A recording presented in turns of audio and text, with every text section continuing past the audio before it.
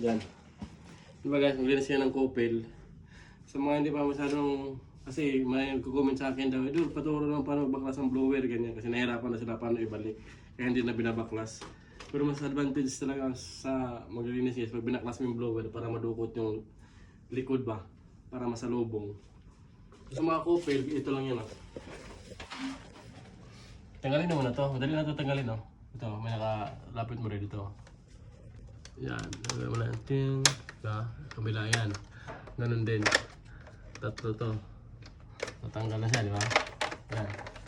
Pero huwag mo natanggalin yung swing motor. Ito lang yan mo. Yung mga clap mo. Naka-clip na ganun. Sugitin mo lang to, ganun. Pero dahan-dahan lang guys kasi di ba? Yan. Na-clip lang siya dito.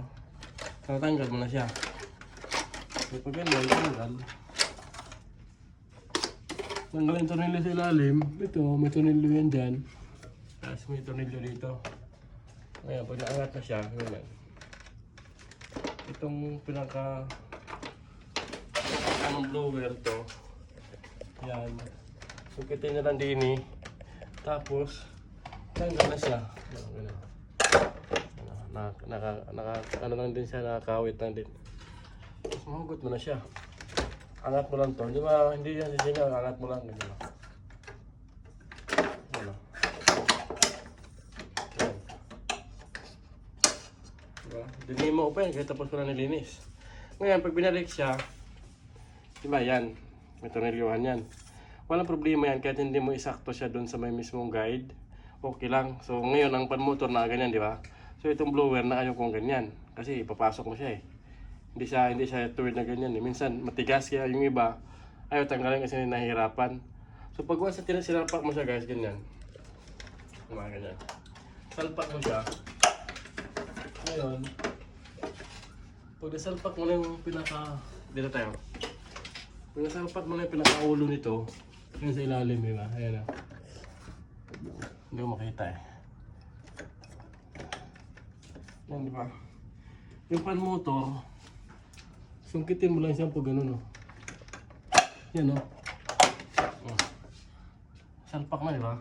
Ngayon, saka mo siya ikutin yung pinaka-guide niya, yung salpakan ng tornilyo kasi mayroon yung ano eh. Mayroon yung malapad eh. Yan, itong parte bilog, may malapad yon. May malapad. So doon may ano yung tornilyo. Pero pag sinalpak mo siya, kahit hindi mo na talagang tugma ng ganun, okay lang yon. Ngayon, di ba, pag nakasalpak na gano'n yung fan motor, di ba, safety niya.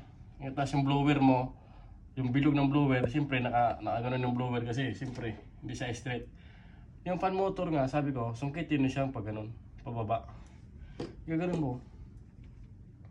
Para gaganon mo siya. Para mag-match sila. Para nakaganon siya. Oh. Match na, kaya mabilis na sa isalpak. So guys, dali lang. Basta para malinis yung ilalim. Yun kasi, tapos na namin ito nilinis eh, kaya dinimo ko na lang para sa inyo. So bye bye. Sana may natutunan.